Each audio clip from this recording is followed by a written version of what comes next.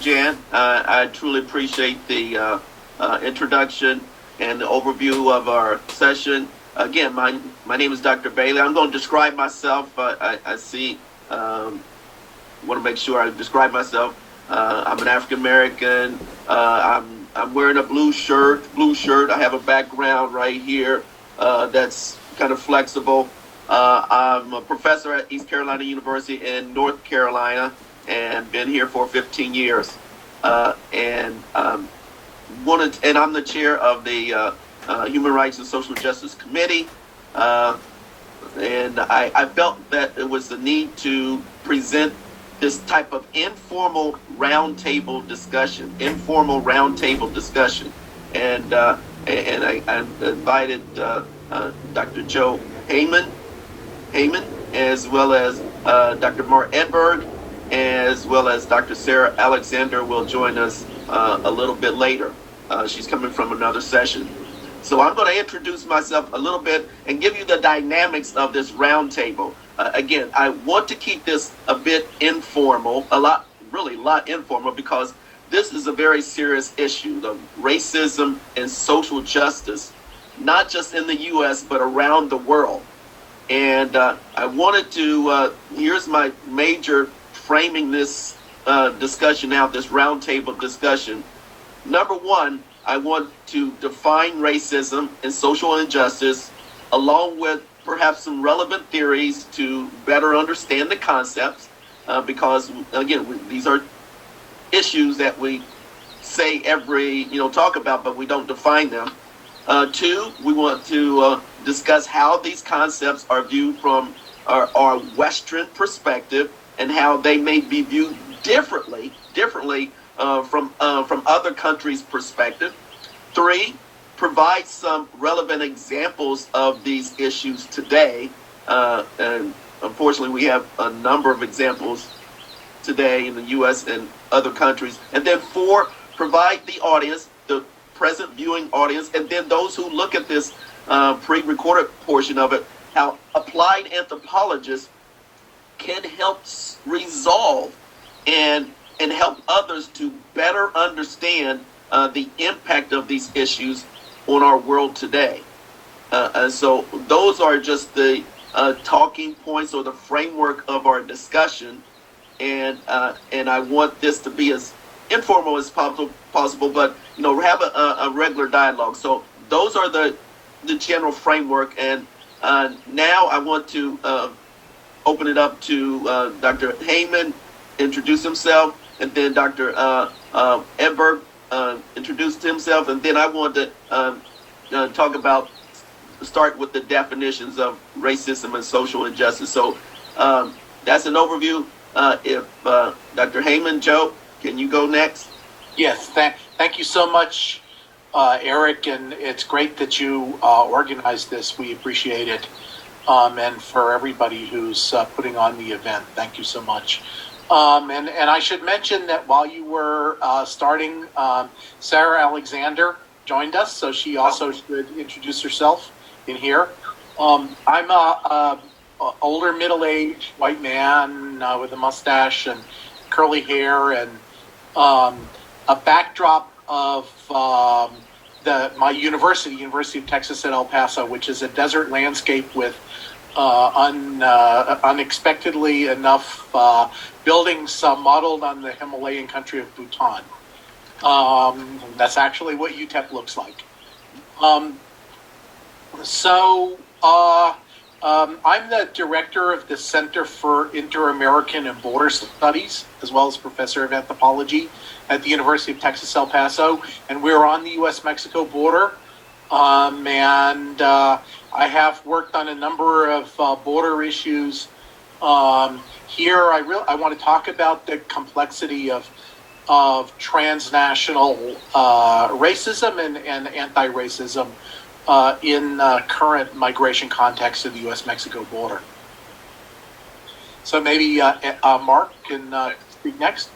Mm-hmm. Yeah, hi, welcome to everybody, and thanks, Eric, again for putting this all together. I am a white, middle-aged male. Boy, does that sound, whenever I say that, it sounds So boring. Maybe I have tattoos on my face, but I don't.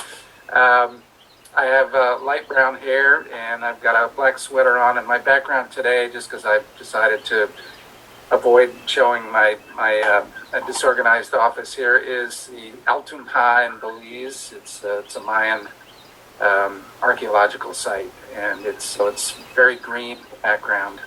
I am a professor in the Milken Institute School of Public Health at George Washington University in Washington, D.C. I am also in the anthropology department at GW and in the Elliott School of Foreign Affairs. And I have two centers. One of them is called the Avance Center for the Advancement of Immigrant and Refugee Health. That is a center that largely works on different interventions and research related to health inequities, partly with Latino, but with other immigrant populations as well. And the other center is called the Center for Social Wellbeing and Development. I know that sounds very fatuous, so I apologize in advance for the fatuous name. And we do mostly global work. A lot of it has been with UNICEF in sort of promoting a broad social, ecological, holistic perspective for addressing human rights and health issues. And now we move to Sara. Hello, everyone. Good afternoon. I am also middle-aged, white. I happen to be female.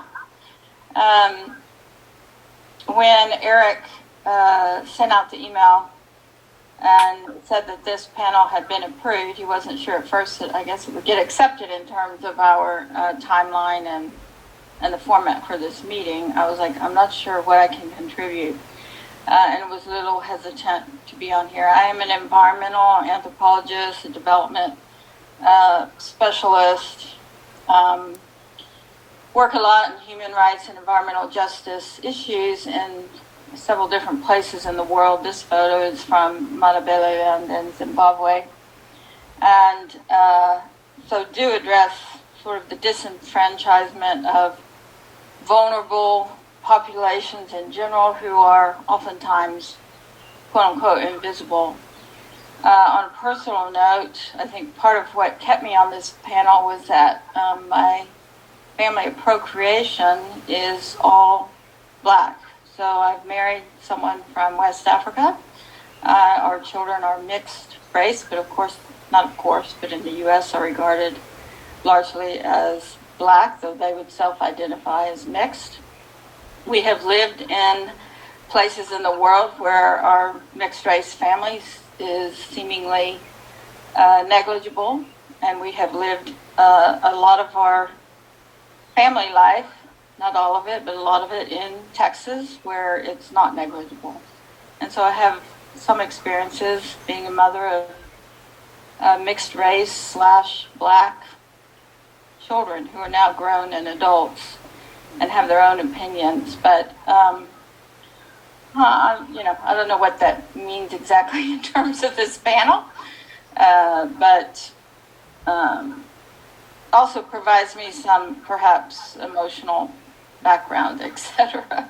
That could be something worth sharing. We'll see, right? How it goes. So thank you for talking me into staying. Well, thank you, Sara. You're quite persuasive. Let's put it that way. Well, thank you, Sara. I truly appreciate your participation, and again, our stories are very diverse and yet unique, and I think it's so important to share a lot more of our stories because each and every one of us have a certain perspective to bring to this issue. Now, I want to start defining the concepts. Like I said, I want to define it because here, a little bit more description about myself. I've been teaching I at East Carolina University. I've been teaching a race and ethnic relations class for the past 5 years officially, but I've been teaching community-oriented or particular ethnic classes for the past 30 years at different universities. But during the past 5 years, I recognize that my students, and I really want to provide this framework, my students are so galvanized about issues of racism and injustice. And they come across it every day, but they have a problem of talking about it and providing and getting some solutions, some strategies. And matter of fact, this semester I'm teaching a race and ethnic relations class online. I used to teach it face to face, and now it's all online. And I'm getting even more discussion and emotion from my students on these issues. And one of the major things that's coming out, and I recognize they need a framework for all of these things that are happening.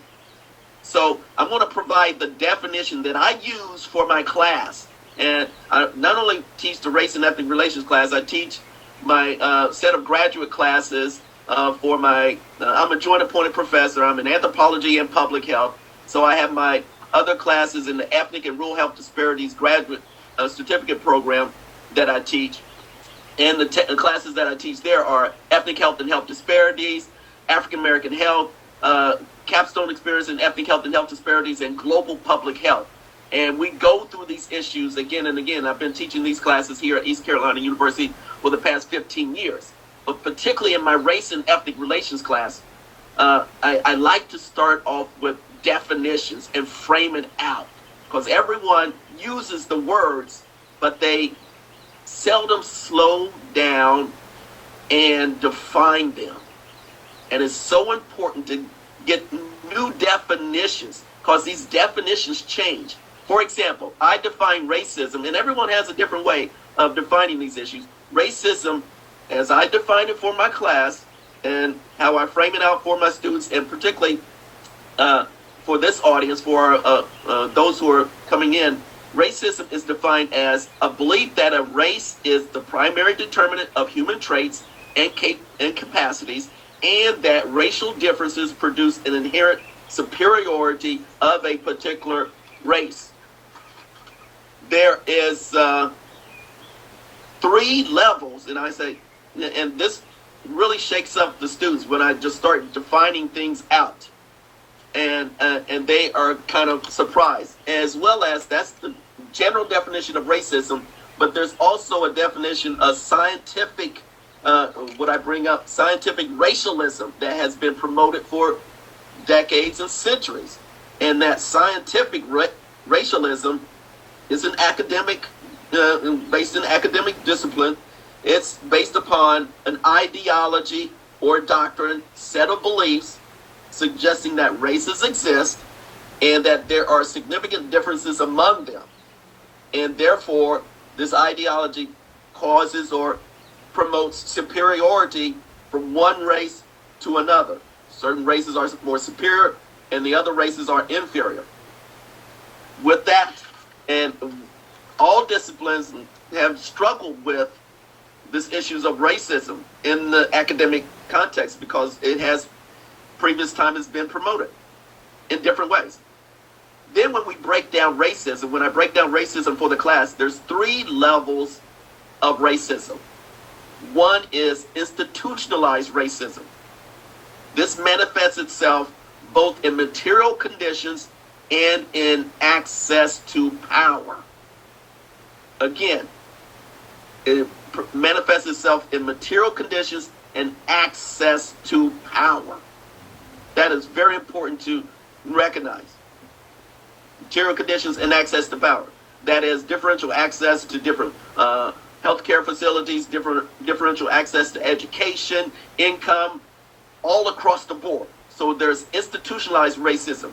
Number 2, personally mediated racism. That is assumptions about other groups and actions against others. And that's where we, unfortunately, talk about issues of prejudice and discrimination. So there's personally mediated racism directed towards a particular group, another group. And then third, internalized racism. This is the acceptance of members of the stigmatized races of negative messages about their own abilities and intrinsic worth characterizing by their not believing in themselves and not belonging to any other groups. So this is internalized racism, where it's, again, the acceptance of members of that stigmatized race of negative messages and about their own abilities. So when I break this out of racism, institutionalized, personally mediated, and internalized, my students and they start to better understand, okay, this is what really is happening. If there's an event unfortunately happening in our world or in our state, they start to framing out, this is institutionalized racism, or this example is personally mediated directly, or this is internalized. Now, when I bring up internalized, a lot of my students of color, they recognize that is a bigger and growing issue within various groups that have been stigmatized. And we don't slow down enough to look at how internalized racism has unfortunately caused many groups, many individuals to not advance their career for whatever reason, because they have unfortunately bought into the way societies have put down various groups. And we have a very, very lively discussion about internalized racism. And you could just see it just shocks everyone that they've held themselves back in so many different capacities. And so I do a lot of different exercises of that. And I'm just kind of curious, when we start breaking out these issues, is it interpreted differently, not just in our country, but in other countries?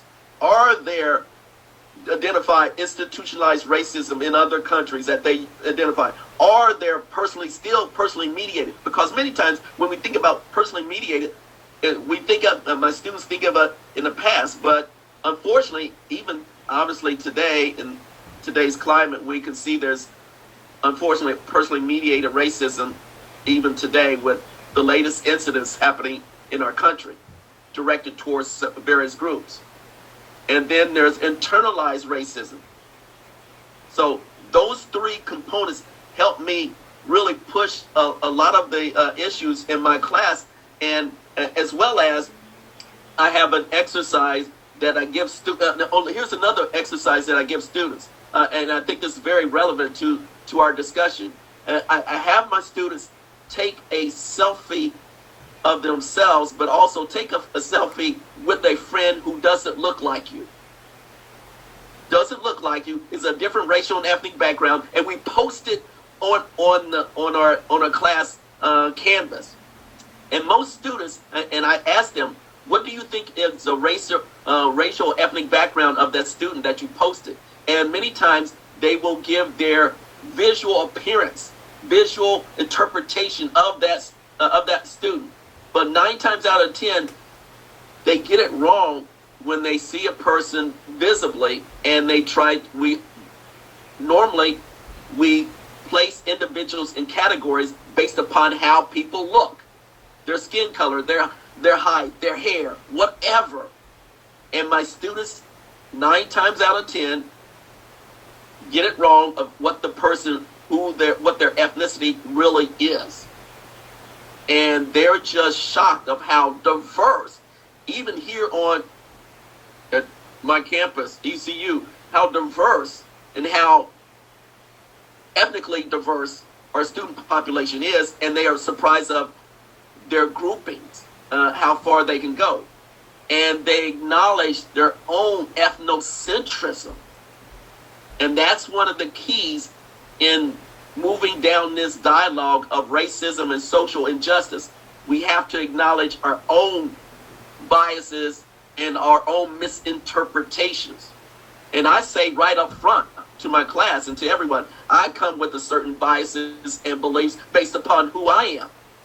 And just like we described ourselves in this session, how we describe ourselves. And I think it's, and I think it's fascinating how we have to describe ourselves. I describe myself African American, brown skin, middle aged, baby boomer, and all of this. But just by doing that, I'm just going to say this, just by doing this, we put ourselves in a category. And from my perspective, we shouldn't put ourselves in a category just based upon how we look. Because what we see is not what, it doesn't obviously show the entire culture and the background of individuals. So, and I tell my students, stop putting yourselves in a box. We do it on a regular basis because we have to. And most of the times I say, please don't put yourself in a box, because guess what? That is kind of like internalized racism. It puts my students in a box, and therefore they but sometimes they don't put the extra effort when they put themselves in a box. And I said, society already puts us in a box. So be very, very cautious of how you put yourself in a box. And so I tried to step my students in, but particularly for this audience listening, I would encourage us to get a different perspective. And my final introductory or overview remark is that I took my class over to England and Austria, into Vienna, Austria, 3 years ago on a global public health study abroad. And my students were surprised of how the healthcare system is in those two particular countries. And we had great informants in both countries. And when those informants in England and also in Austria started to share more of the history and some of the structure of healthcare and medicine and some of the social injustice issues that they're affiliated with, my students were surprised, shocked. And they thought there wasn't enough attention to a lot of the social injustice issues in those countries. And I encouraged my students to say, we see things in a Western perspective, in an American perspective, when we're looking at issues of social injustice and racism in another country. And I said, let's try to see it from their perspective.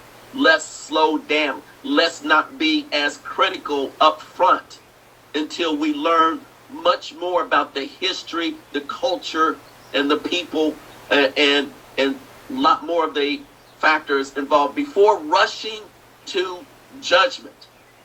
And that's one of the keys, before we rush to judgment on a lot of these issues. And then finally, what I do in my current class, I have students debate about some of these issues that have been identified as a racial conflict. And they are surprised of what their final decision is when they actually debate it. I divide the class up into those who are pro for an issue and then those who are against an issue. And then I have a select jury of students. And that jury of students decide whether an issue that seems apparent, that's racially motivated, sometimes is completely different of how they come up with a decision. Or if a decision is not as based upon another issue, my students come up with that was racially motivated.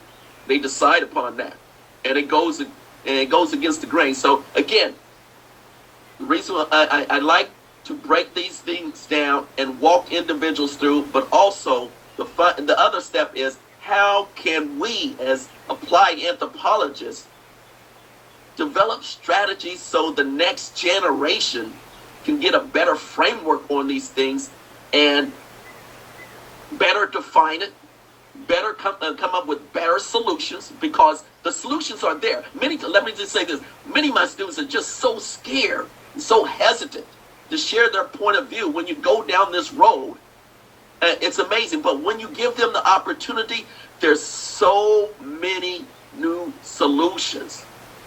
So again, I want to bring that up to our round table, and now I'm going to throw it over to Joe because I wanted him to bring up issues of xenophobia because he was talking about that, as well as the issues on the border and where he's currently located. So does that make sense of how I provided a framework in some of these issues of how we can feed off of those issues? So yeah, thank you, Eric. It's a great start and inspiring set of ideas and examples. I'm located. My university is right behind me at the U.S.-Mexico border, and that is a place where we have an opportunity to do some of this comparative perspectives on racism in the Americas. And the Americas do share some foundational events.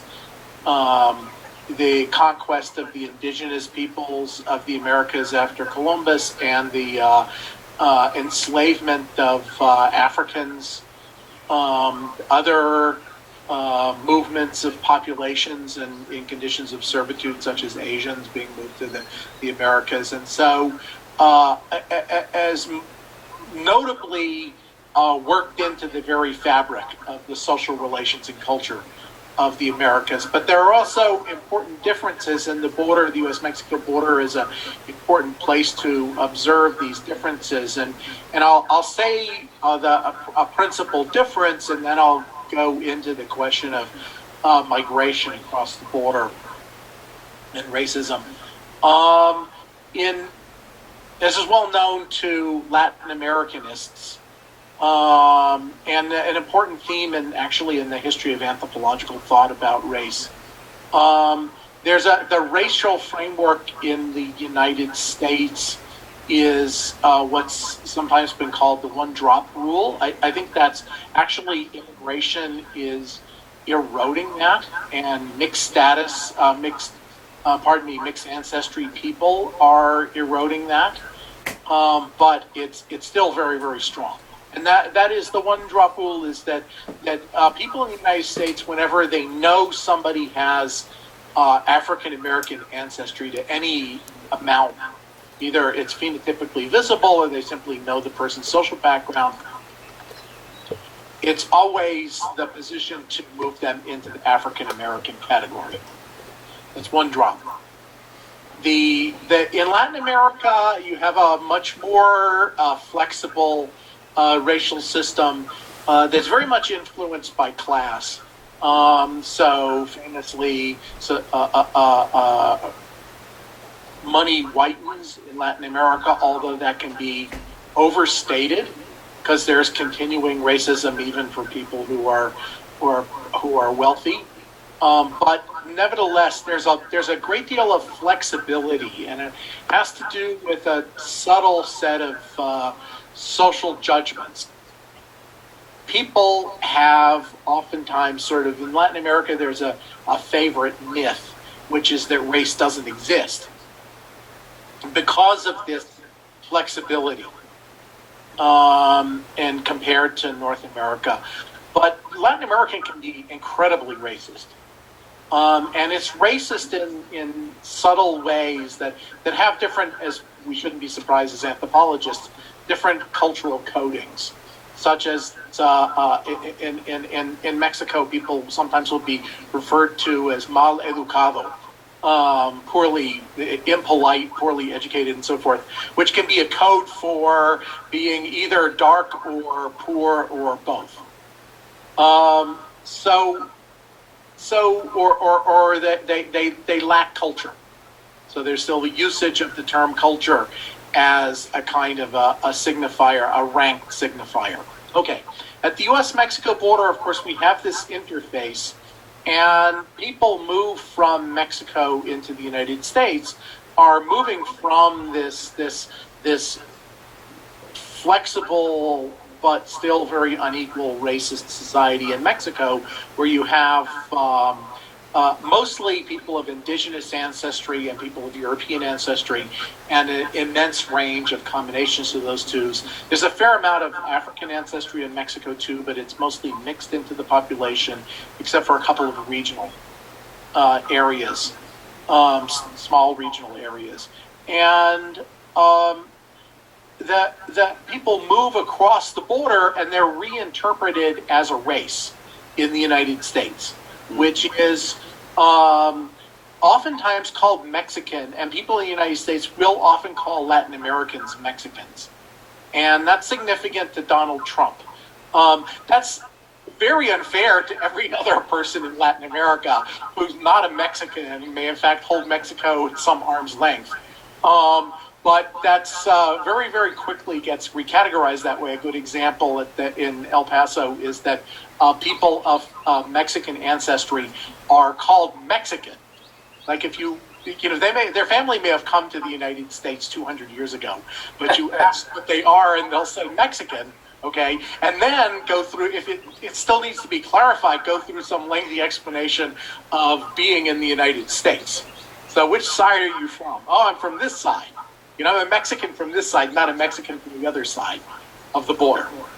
So this is relevant because we're now entering into a period of anti-immigrant xenophobia. It's not that there's never been anti-immigrant xenophobia in the past, but it's a period of renewed xenophobia. And for that matter, it's always important to remember a period of renewed resistance to xenophobia and of integration and transformation in the United States. These two things go together. Xenophobia in some important ways is a reaction against them, the integration processes. And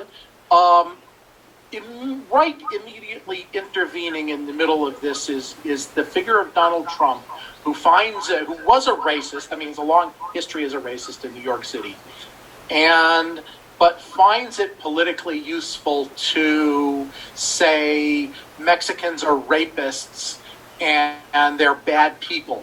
And it's a perfect example of the fact that he's not making any distinction among any, group of immigrants. The Mexicans become the icon of bad people who are invading the United States, and there's good anthropology of all of this whole symbolic process of invasion. And he promises to create a wall which will block everything off.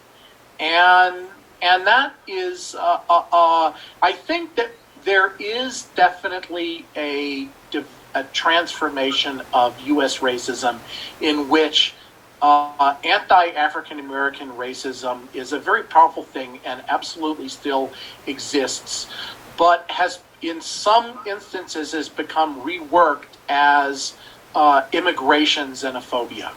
In part because that works well. The immigrants are outsiders. African Americans are clearly English-speaking Americans and have been in the military. And the civil rights movement has put has put their inclusion out in the American consciousness, and it certainly still happens, but it's harder to admit overt racism in the contemporary United States against African Americans. But it's easier to dismiss these immigrants as outsiders.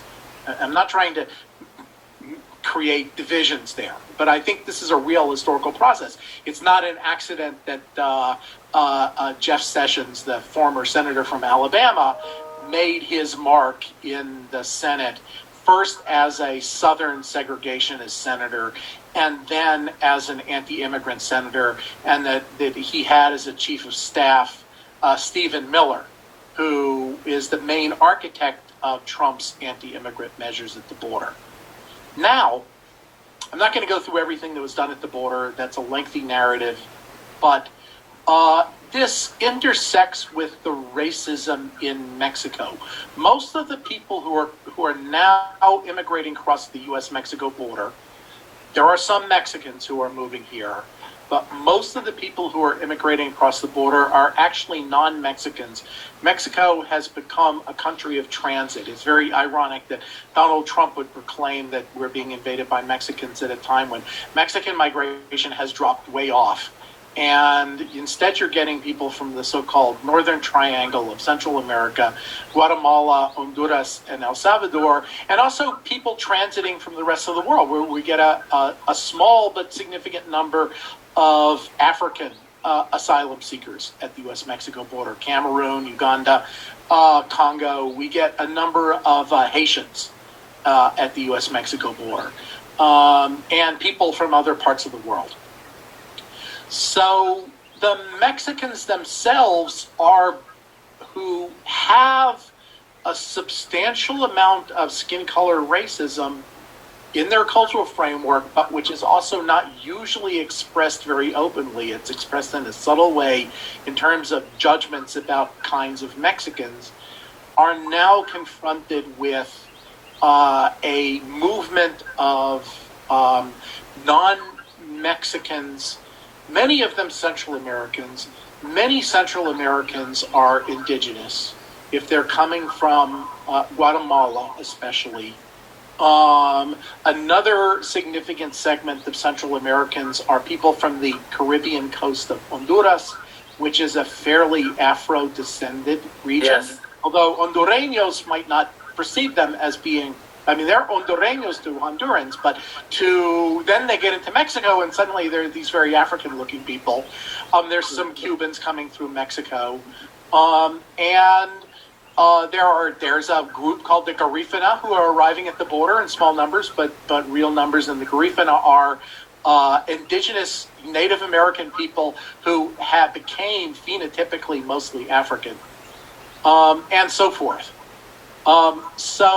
So Mexicans themselves, as they wrestle with this phenomenon of becoming a country of passage, of transmigration, and in a situation where the U.S. government is manipulating the Mexican government, coercing it because the Mexican government is so weak compared to the United States, manipulating them into doing U.S. immigration policy bidding, the Mexicans themselves are bringing out this debate about race. And where Central Americans are classified as indigenous, worse indigenous people. And one other thing to add there, and then I'll finish, which is that the people who are now migrating from Mexico are migrating from all kinds of places because of organized crime, violence across Mexico. And it is ethnically varied, internally, regionally varied in Mexico. But an important source region is Guerrero, which is significantly indigenous, on the coast, somewhat African descended, Oaxaca, which is indigenous, Chiapas, which is indigenous, Puebla, which is the southern parts of which are indigenous. So we're getting Michoacan, which is indigenous, and we're getting more and more Mexicans who fit the Mexican racist, the unspoken but real Mexican racist stereotype of brown, undesirable, lower groups of people. So there's Mexico is kind of caught in this internal debate over race. I will say, and I'm not an expert on it, and I don't have, time either, but there are important movements of race consciousness and racial justice in Latin America. Not as much as one would hope in Mexico. I think there are important movements in other countries, and that's something that is represents a real opening up of the door in Latin American societies. So, I'm not sure who's next, but somebody should. That was great. That was great, Joe. I'm going to ask some follow-up questions to you a little bit later. Yeah, if it's okay, if Sara, you don't mind if I jump in just with just a few anecdotes, and then I just want to add another little twist to your multiple levels and layers in terms of a definition. And in Mexico, and the border area is, of course, it's very interesting. And in Mexico, there's this idealized category of the mestizo. It's a mestizo country, but in fact, there are all these nuances in it. And at one point, this is a ways back, I was looking at narco corridos, which are narratives of, it's a pop music genre, narratives of drug traffickers, exploits of drug traffickers. And Um, and many of the drug traffickers are, come from not necessarily indigenous, but sort of, there's a class issue there for many of them where, this has been a route to power. And so there was an element of, in some of these songs that are, extolling the virtues of narco traffickers and the exploits and so on and so forth, there was definitely an element in some of them, contesting that the subtle racial narrative that happens in Mexico. And when I was actually in El Paso for a while doing some of this, and in Juarez, I spent a lot of time in Juarez and then other parts of the border all the way to Los Angeles, where I actually interviewed some people who were in these small recording studios, recorded some of these narco corridos. At that point, there had been one of sort of the original hero narco corrido singers was Chalino Sanchez, and he's still idolized in many ways. And I interviewed sometimes radio, and this was in El Paso. I interviewed radio broadcasters, some who broadcasted those songs and some who did not. And it was interesting, the ones who did not, they really looked down their nose at Chalino Sanchez, calling his voice, as in reference to what you were talking about, Joe, sort of maleducado. He was uneducated. He had a whiny, thin, reedy country voice. And on the other side, one of the reasons people sort of idolized him was that he basically threw that out in the face of listeners and said, yeah, that's who I am. And, gay, whatever. And so, there was this contestation that was going on even in those, narco corridos that had to do with some of these subtle categories of race. And just another quick anecdote, I have done a lot of work in Belize, where there's, the substantial Garifuna population in the south coastal area, particularly, same, area on the map that, in the part of Honduras where the Garifuna are. And, it's interesting how the Garifuna there is a very interesting subtle racialization of the Garifuna within a political hierarchy that is or has been dominated by Afro-Caribbean, English-speaking Afro-Caribbean, sort of post-colonial. It was the post-colonial power structure left over from British colonialism in what was once British Honduras. So the Garifuna are, especially when I first worked there, the HIV rates and other things were much higher among the Garifuna because they were shut out of a lot of kind of the economic and sort of paths to power through private schools and other things like that. Even though in the tourist literature from Belize, that Garifuna music and Garifuna culture was sort of held up as prototypical, Belizean culture. In reality, there was a lot of exclusion and subtle kind of internal racism against the Garifuna, who are, a historical mix of African and Caribbean populations that are a direct result of slavery and colonialism. And so these stories, I think, as anthropologists, certainly one of the things we can bring to the table is trying to illuminate the nuances and the subtlety of racism that occurs in so many directions. And, I want to, add, and this is a very crude way of categorizing things, but you can also think of, sort of vertical and horizontal racism in a way. Vertical racism being, that the racism that's directly associated with a white, non-white, power hierarchy and, has all the dimensions that Eric talked about, the institutionalized racism, so on and so forth, the internalized racism, and et cetera, historically situated, racism like that is, vertical in that nature. And then there's also this, you could say something like a horizontal racism between oppressed groups or non-white groups within this broader, vertical framework. So, you have, I mean, in the communities that we work with, the immigrant communities, even the Latino immigrant communities that we work with around the Washington, D.C. area, for example, I mean, there are Dominicans, for example, who are Afro-Latino.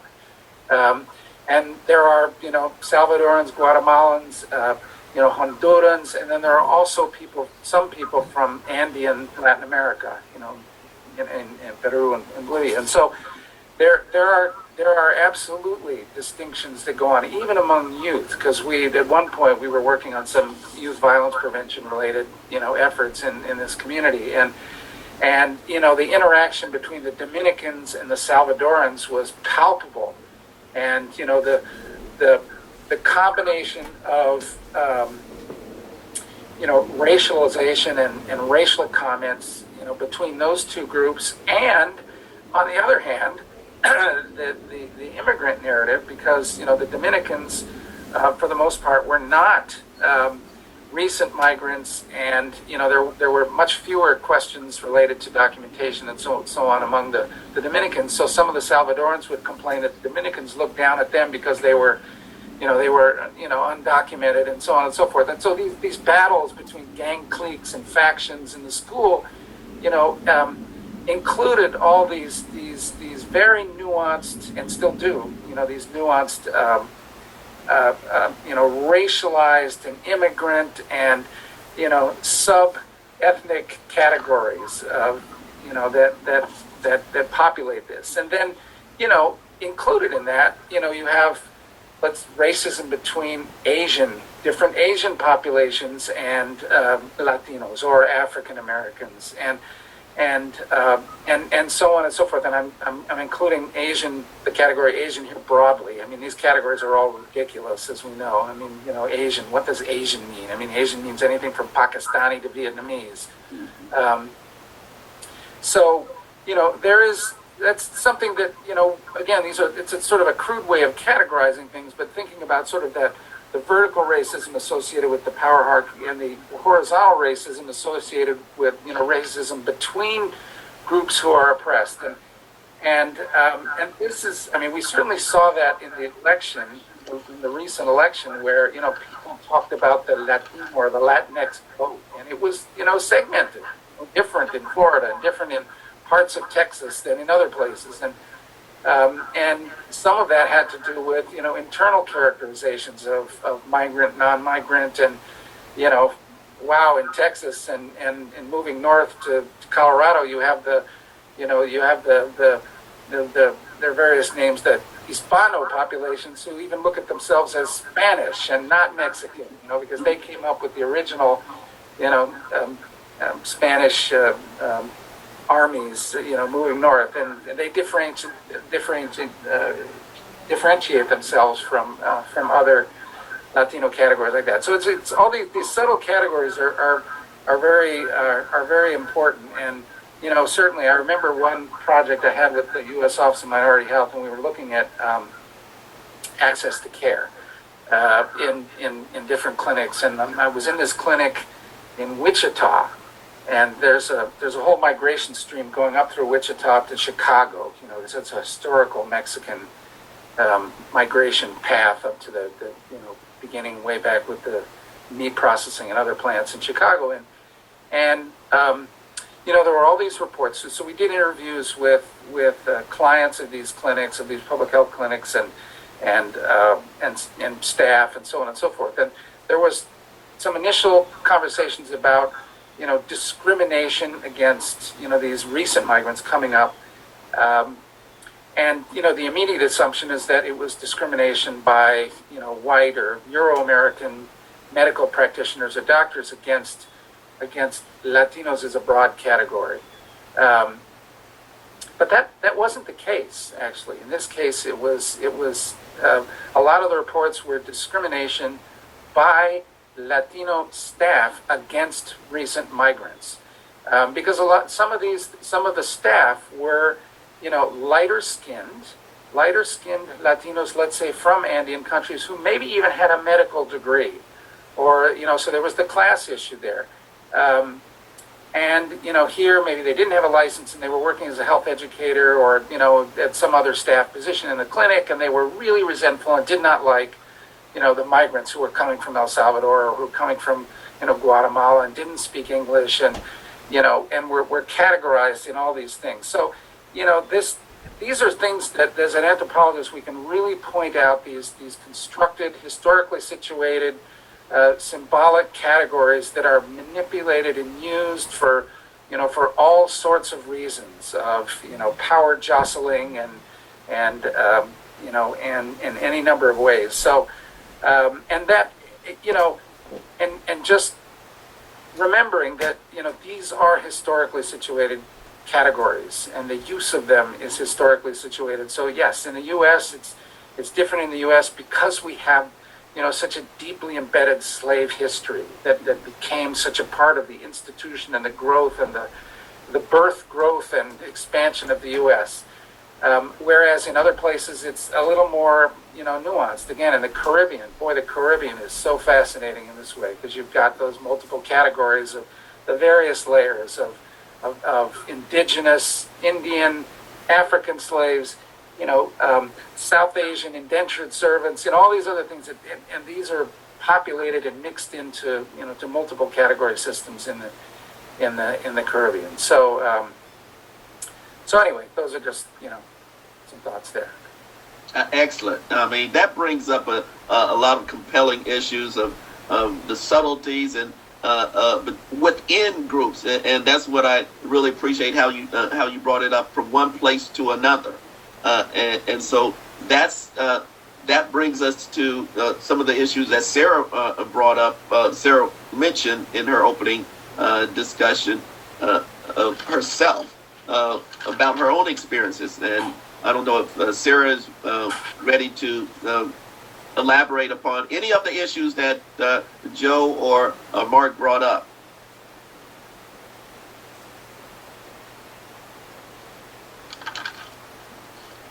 Is Sara still there?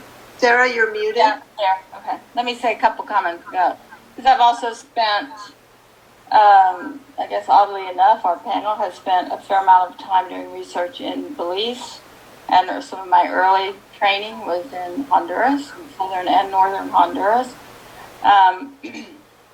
And one of my experiences in Honduras, at both places, honestly, and you've alluded to it, Mark, I believe, is that one of the characteristics that I have found that people acknowledge is skin tone, regardless of whether you're Garifuna, Mestizo, Maya, whatever you are. If you're in Belize and you're out on the street and it's a Saturday and the sun is out, how many women are going to be walking around with umbrellas? Why are they doing that? They're walking around with umbrellas because they want as light a skin tone as they can possibly have. Right, Mark? You're Yep. Oh yeah, I've seen that in lots of places. Yeah, and I don't think the men are doing that. Check me, maybe I'm wrong, but the men are not doing that. But the women are definitely doing that.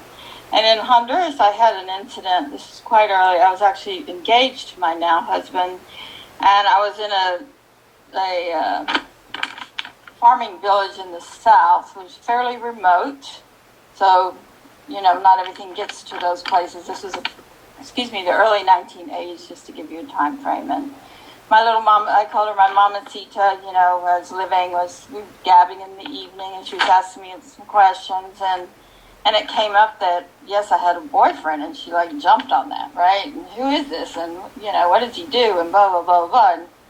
And I had been in the north, along the northern coast, also in Honduras, and had seen the attitudes there among the, the Afro-Caribs, etc. And also just lighter skin tone is better.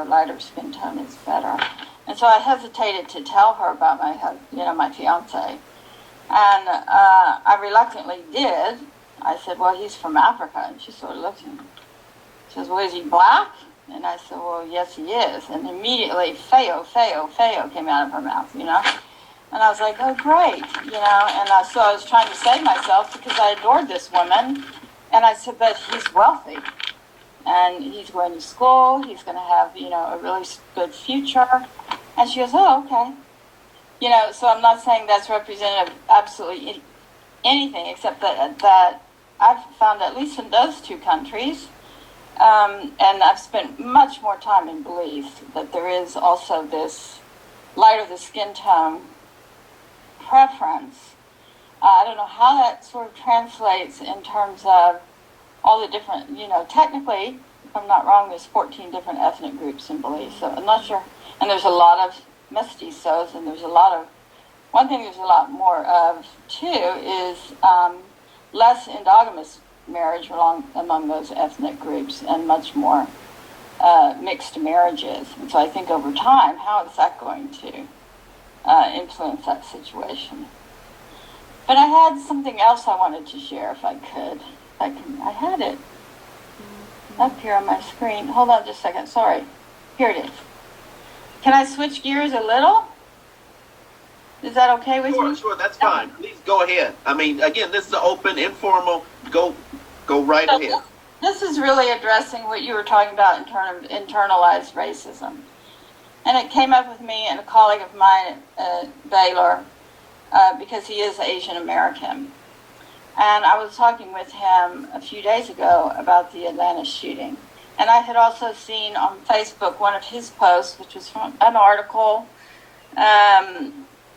called "The Atlanta Shootings Have Awakened a Ferocious Anger and Grief Among Asian Americans." And if you'll permit me, I want to read just a really short quote from that article. As an Asian American woman, I understand what it means to be invisible. Many factors contribute to the social, cultural, and political invisibility of Asians in America, but our own narrative remains in our control. We need to be done proving ourselves as worthy immigrants. Our culture of shame, saving face, protecting the greater good, has led to a culture of secrecy and detrimental internalizations. Similarly, the culture of sexism, racism, colorism, and classism within the Asian community erodes us and harms those outside our community. Changing both of these things will be integral for us to heal as a community and reach a point of greater justice. And so I was talking with him about, we were talking about how, of course, these shootings are kind of a whole different deal, right? You don't necessarily want to separate them out. And I'm also not an expert on mass shootings, but when events such as that or other kinds of events that you've been talking about occur, we, at least in the U.S., I believe, tend to be largely, but you can argue me, a reactive society. We react in that moment. We're not necessarily proactive. And I do believe in terms of the way you've broken out racism, it's very difficult to solve it all in one piece, right? But I think in terms of this particular internalized racism, that, in all of these, there's long and short-term views that we must consider. And there's both proactive and perhaps in the case of the immediate event, there's the reactive. I'd like to get away from even having to have these events to where we have to be reactive, right? So for me, and then there's the what can we do now? Because something we can't just. One of the things I've always believed in, and I'm sure all of you have too, is this really needs to start in our young childhood as we grow up in our enculturation and what we're taught. This quote demonstrates that, this culture of shame. Can you not, is there a way to, either through education systems and or as young children and or in families, be conscious of that in terms of adults who then need to address it. But also through the education system, I do believe we can do that. We can do it in other countries. I've seen it in Niger, where my husband is from, where the situation is a little different. But so I think we can be. We're all working in all these different areas. There's not, there may be more or less coordination of effort. And so that's one of the things I think you were asking Eric, what can applied anthropologists do basically to forward some goodness in all of these, addressing all of these. And of course, I think the big picture, that's just sort of overwhelming to me. But to take pieces and work on them and then have some level of coordination. And if we, I'm not volunteering to do this, but if there was an inventory of, hey, who has worked in, as an advocate for any kind of improvement in education, educational systems, let's just say for purposes of argument here, K through 12. Boy, in this particular type of racism, internally, you have got to start early. But at the same time, you can't only start early because it's going on right now. So we have to have, we have to think in both the short term and the long term. And for me, the long term might be easier to devise strategies, not necessarily easier to come up with the support for those and to get them done. But the short term, I call it short term. I don't know exactly what that means, by the time my adult children are my age, 20 years or something, a couple generations, can we not see a different America and or a different world that doesn't have this level of racism exhibited?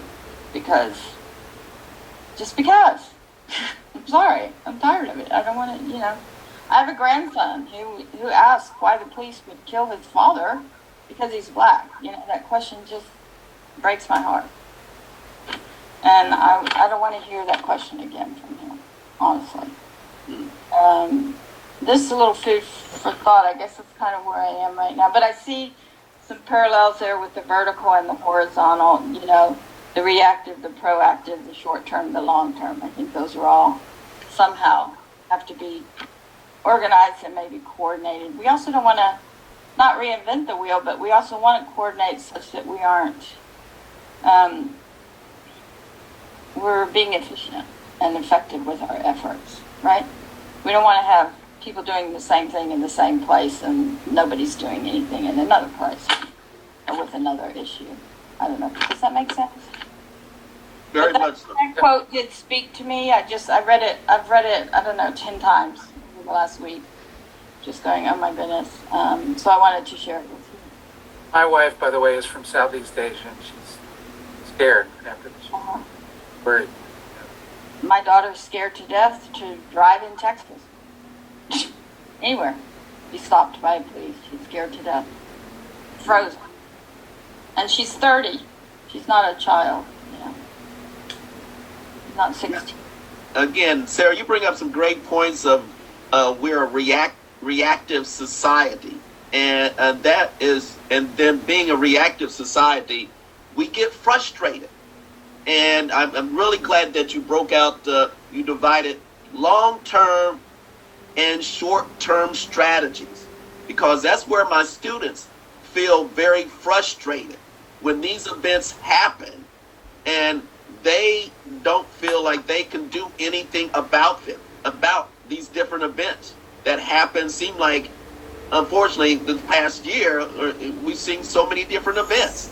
And particularly in the African American community, the death of very much so individuals in so many different communities, and that galvanize people, and they feel completely frustrated when these events happen in the present, and they want to do something, but they don't know exactly where to do something constructive. So I really like the way you indicated there's long-term and short-term strategies, and if we can see start with short-term strategies, a lot of us, whatever age, we can start to see some progress, because we, unfortunately, in this day and time, and I tell my students, next year we're unfortunately going to be talking about another event and another event in my class, and I know they truly do want to see some type of progress. And who is going to take the lead to address some of these short-term, and of course there's long-term issues, but really short-term strategies to counteract blatant racism, to counteract these events that are happening to specific groups. in our society and other societies. So I can feel that frustration from my students. I can hear it from, from yourself, and also from, we care for our kids. I got 3 kids, and I'm very much concerned about their lives, because I got two sons and a daughter, and they live in different states. Well, 2 of them live in this state, but they were in different states.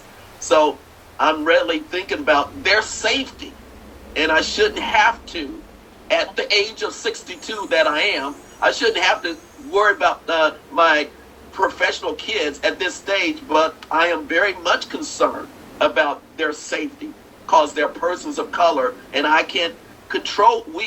My wife and I, we raised our kids a certain way, and we want them to take full advantage of their educational opportunities, but we still are very much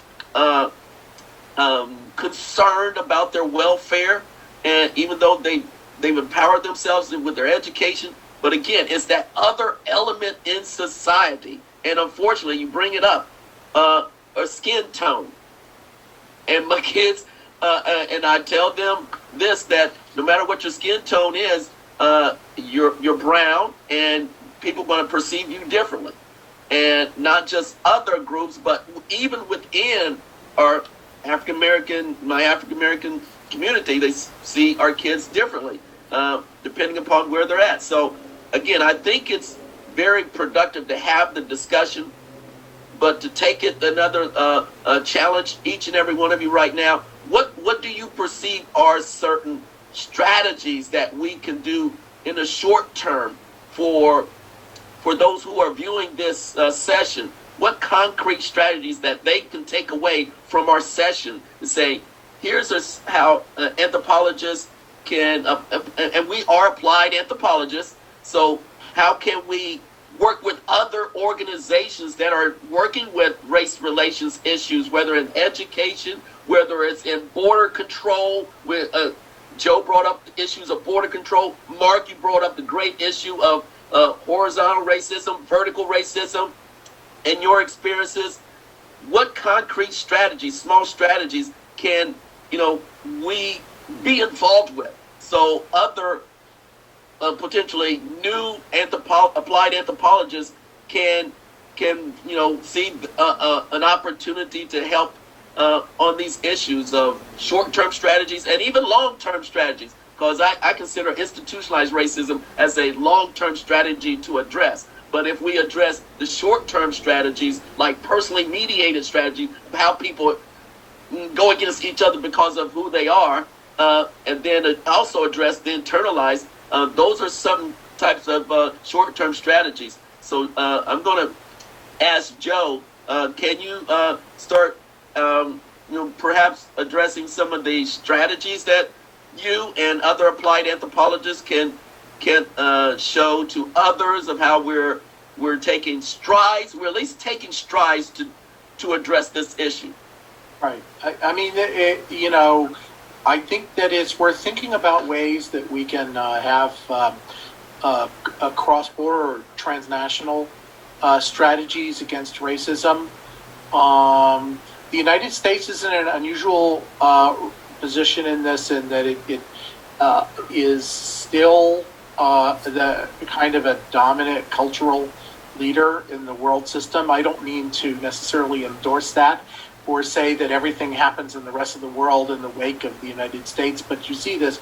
I just recently read an article about reactionary French intellectuals blaming the United States for the rise of anti-racist movements and concerns with policing and so forth in France. And I thought, well, what a great thing. That's a good export.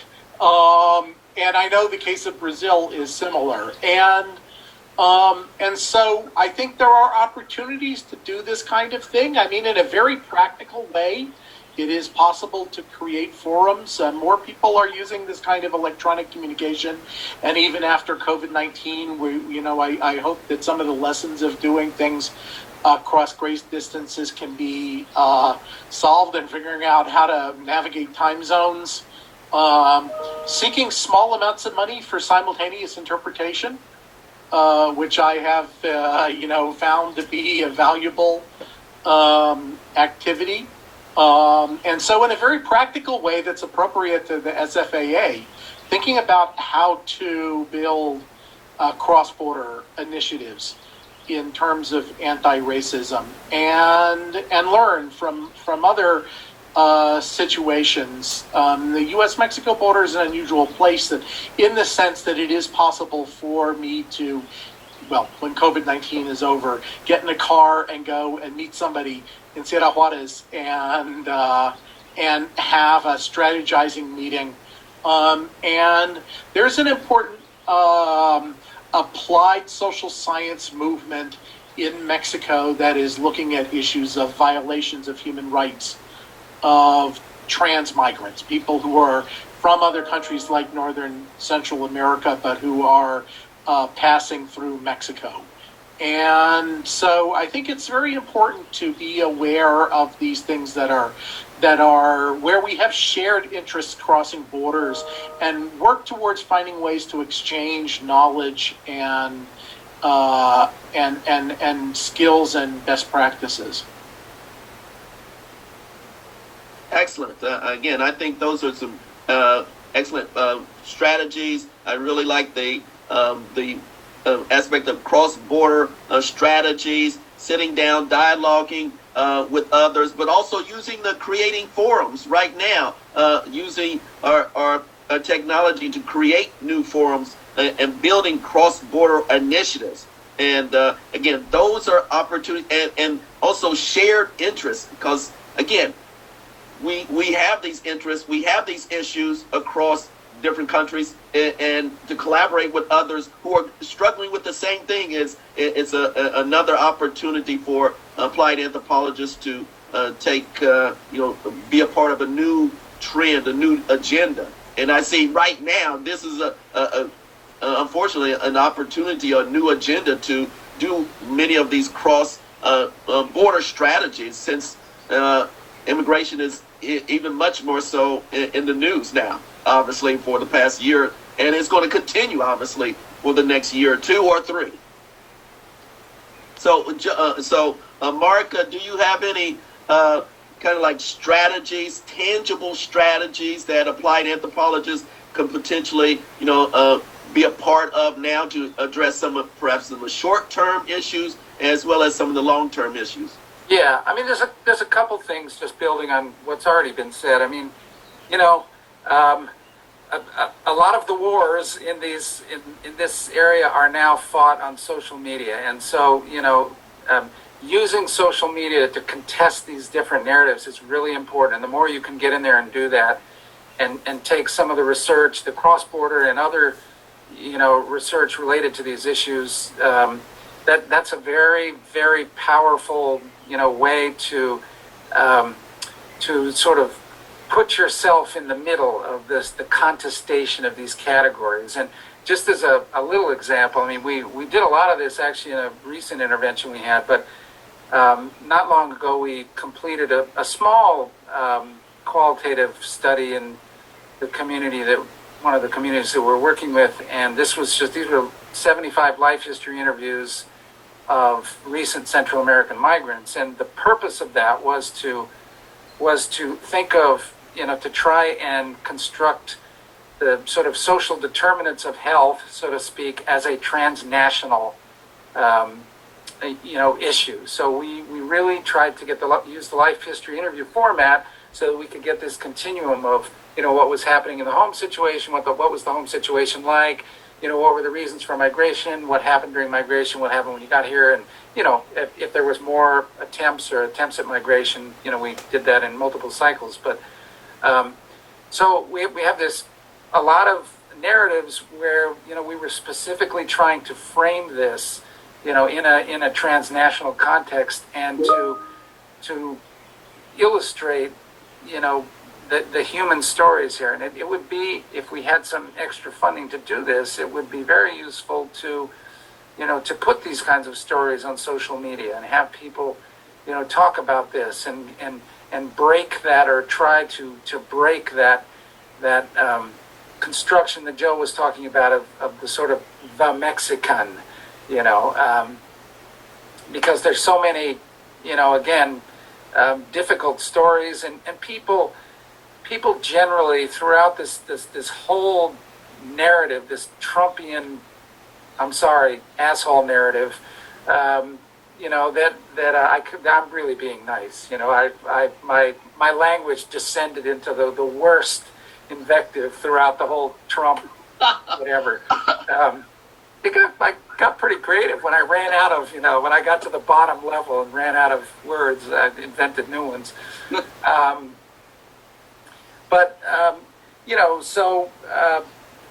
think I lost my train there. But yeah, to take some of those stories and to realize, you have to ask the question, just at a basic human level, why would a mother send her child out of her house at 5 a.m.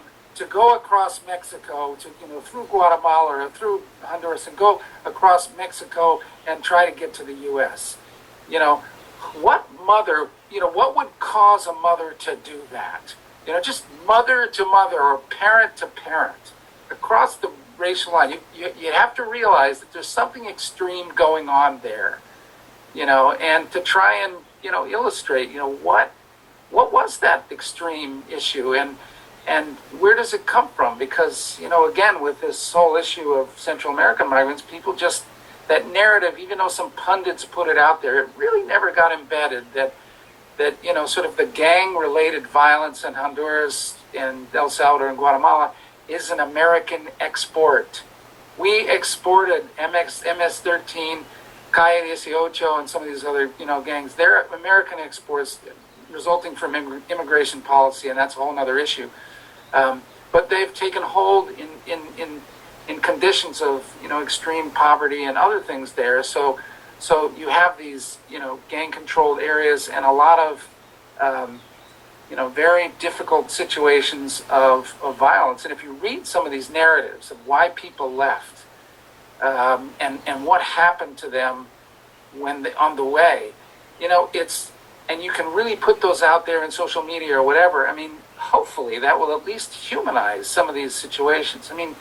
Just thinking of some of the narratives, and we have a couple publications with this particular little study, but there was a woman who talked about being in a warehouse. Some of the migrants she was with, there were some the coyotes, somehow they were put in a warehouse with other migrants that was controlled by the Zetas. It was a cartel-controlled warehouse, and they were threatening people to that they would take out their organs and if they didn't pay more money to their coyotes. And there were so these people are in this warehouse for a period of time, and this one woman escaped this one situation she was in with an incredible act of bravery. She said, we were asking her, how did you, she was in this little place with a bunch of, with cartel members who were actually playing Russian roulette with a lineup of these migrants who were on their knees, and she said to the person next to her in a whisper, she said, what, there's dirt on the floor here. Grab a handful of dirt, throw it in their face, and let's run. And that's what she did.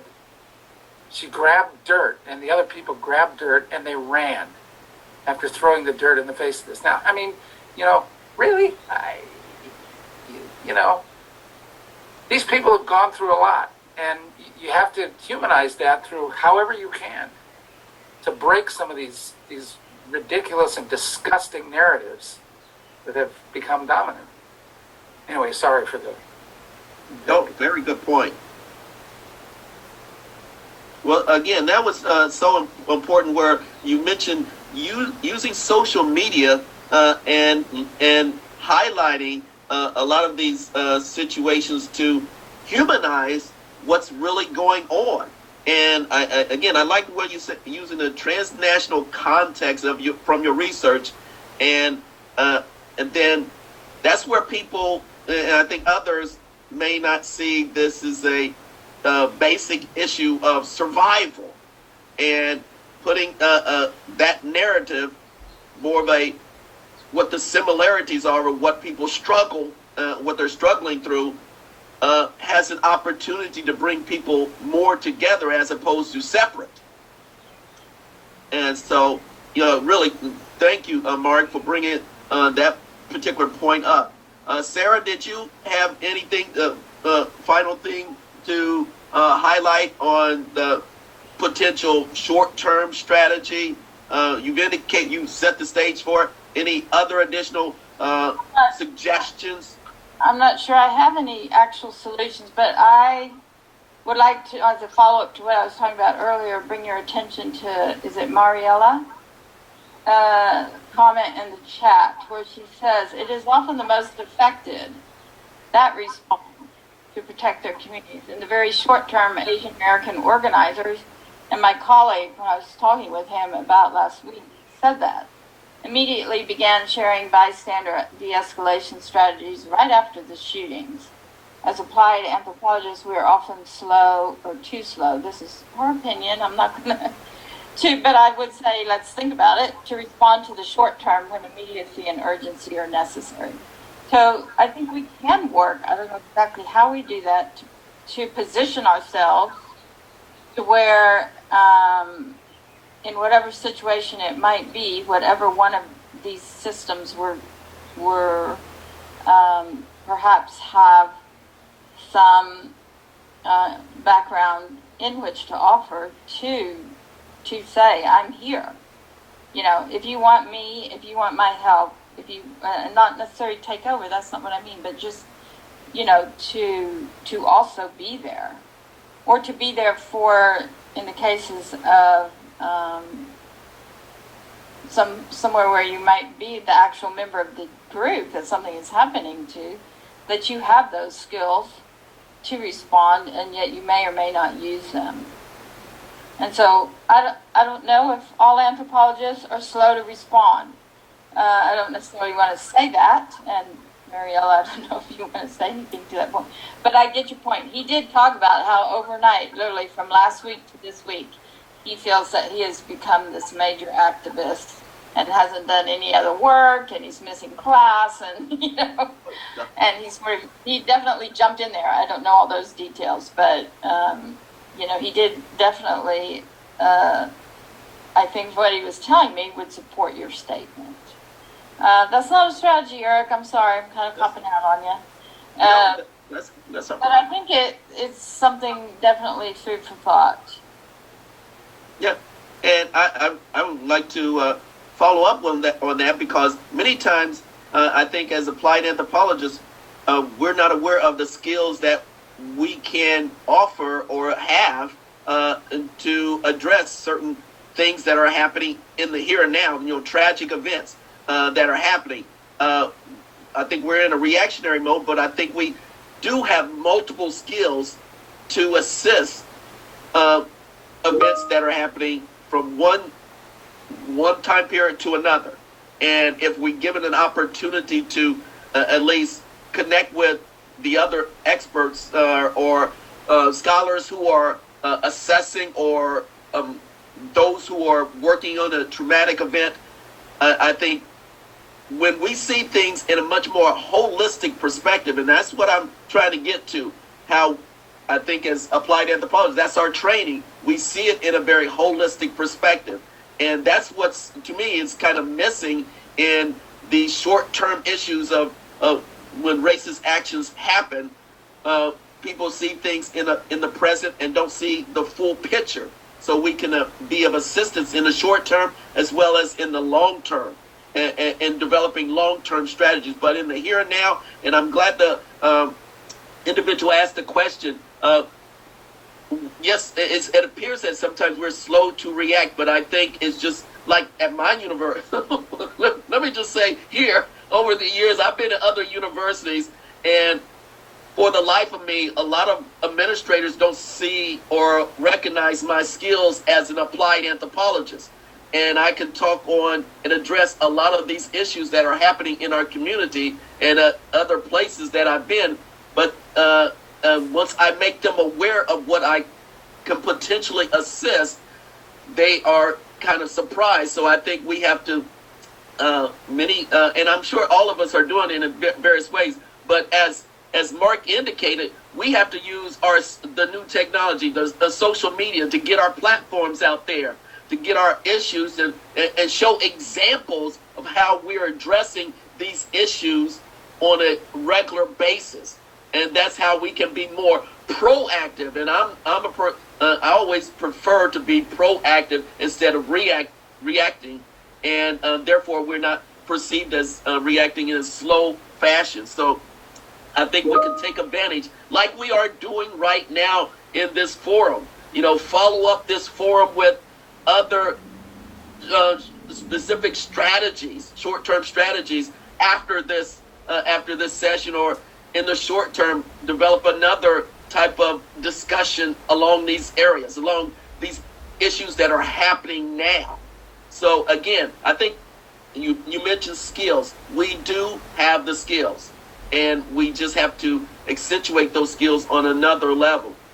With that, Joe, did you have any follow-up issues, comments on? So we're approaching towards 3:30 now, and I'm just trying to wrap everything up. Do you have any kind of like of final closing remarks on these issues of racism and social injustice? And just take it perhaps in a different way. Whatever major statement that you would like to say for this session, and then we potentially can follow up on our meetup after this. Yeah, well, I think that we need to.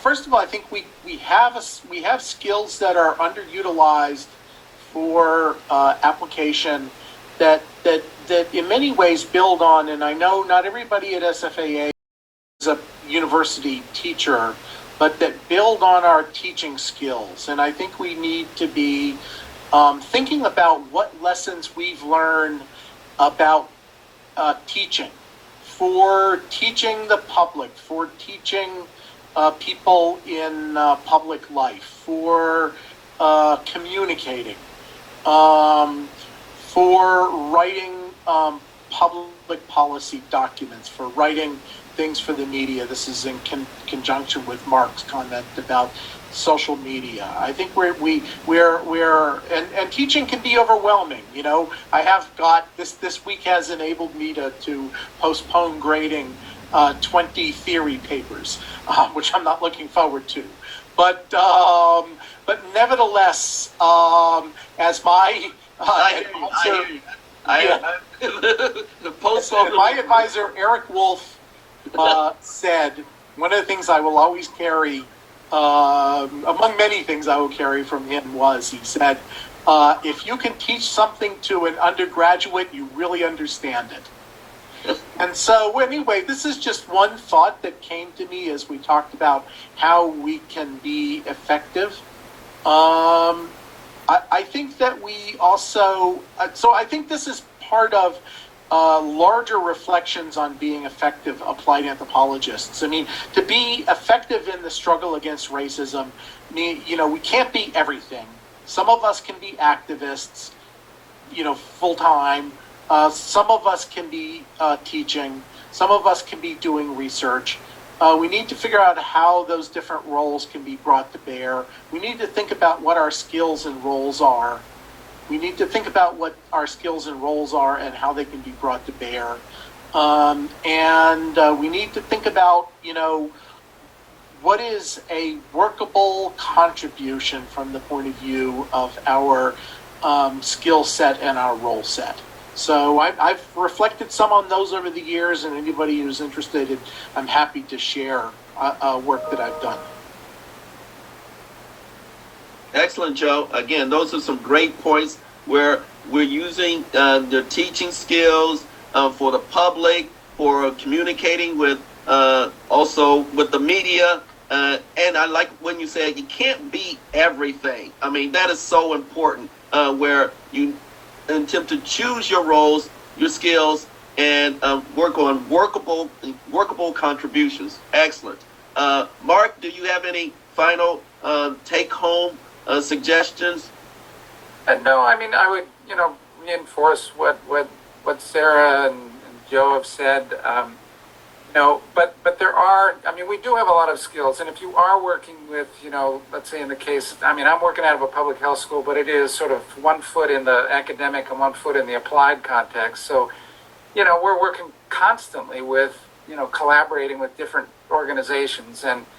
And this is an overused word, so I apologize in advance for repeating it again because it, begins to lose its meaning. But approaching those collaborations with humility and with the understanding that we are at the table with other groups trying to address these things. They have knowledge that we do not have. We have some knowledge that they don't have, some skills and some leverage at writing a grant or doing other things like that. And so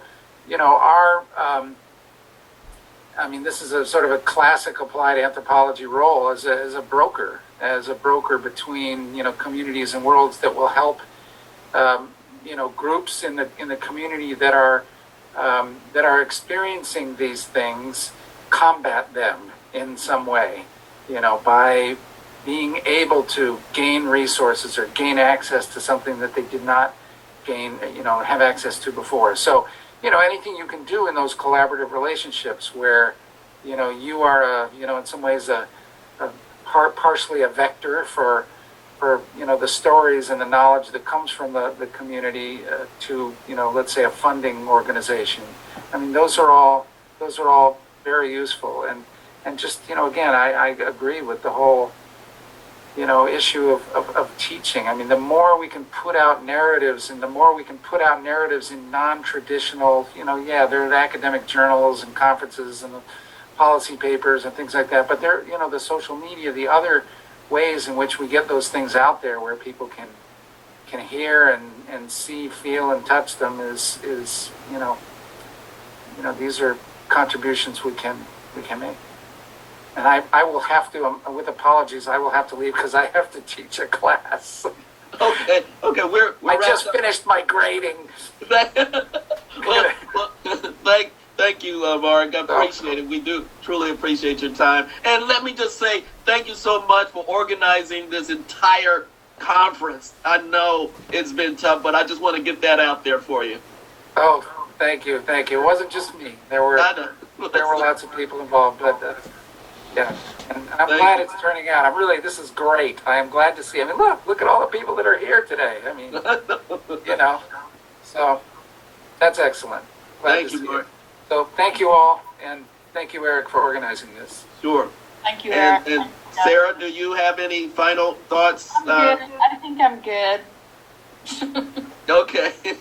Well, with that, I appreciate. I know, Sara, you're rushing to be here, and I truly appreciate your participating. And I know I didn't provide as much information, but I wanted to keep it informal, and I wanted to somehow kind of get more personal in our discussion as opposed to just a presentation.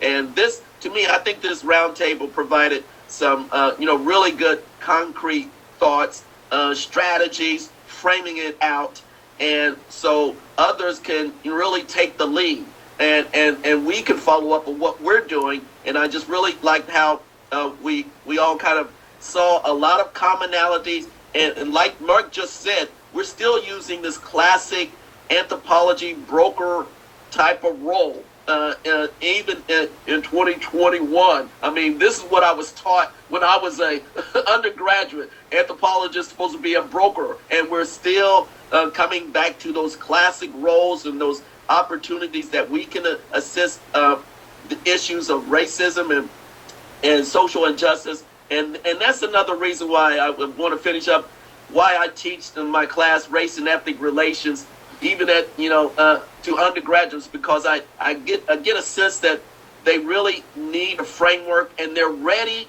to do something about it.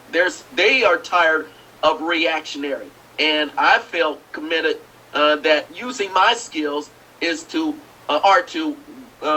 basically frame out the issue, provide some concrete strategies, allow the next generation of concerned applied anthropologists and scholars of all different backgrounds and specialties to develop their new strategies. And so that's what I'm really excited about each and every semester with my students These are just fresh undergraduate students. They have great new strategies to improve race relations on campus and places where they live. And those are concrete, to me, concrete steps that I know I can get my students to feel better about things that are happening in their world and also nationally and globally, because again, that's what I feel they really need. They need to see anthropologists and scholars providing that type of roadmap to give them the skills to take action and develop these newer and fresh strategies in today's standards. So I think we're at 339, 340, and I believe that should be that's my final comments.